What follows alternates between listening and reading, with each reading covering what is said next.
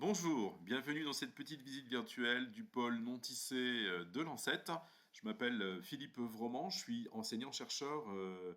à l'ANSET et au laboratoire Gemtex de l'école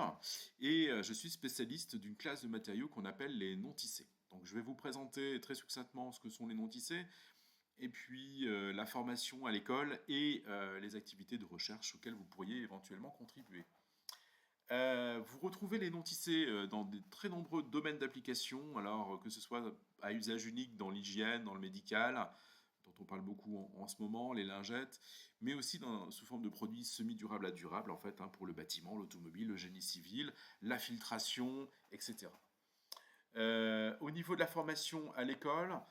en première année, vous aurez une formation de base en fait sur tous les textiles, y compris les non-tissés, des formations pratiques avec des mises en œuvre de procédés et de matières en fait, hein, très concrètement. Et on fait pas mal d'innovations pédagogiques pour vous faire participer sous une forme originale à cette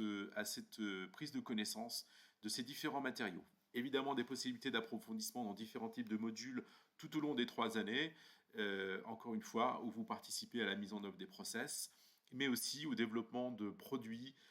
non tissés, par exemple, en fonction de l'actualité recherche, comme cette année, on travaille sur les masques de protection respiratoire.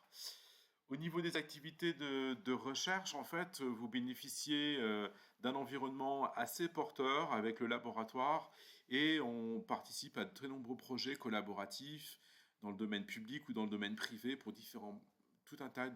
d'activités. Alors les points forts, c'est évidemment de connaître parfaitement les différents matériaux textiles, les différents procédés pour pouvoir offrir des structures, des architectures fibreuses qui répondent au cahier des charges relativement complexe des différentes applications, alors que ce soit en filtration, que ce soit dans le domaine des biocomposites, dans le domaine des matériaux pour le bâtiment, que ce soit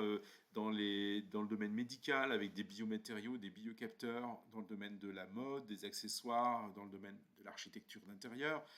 On a plein de demandes, d'occasions de faire des coopérations passionnantes avec des designers, avec des gens spécialistes aux différents domaines d'activité que je viens de citer. Également,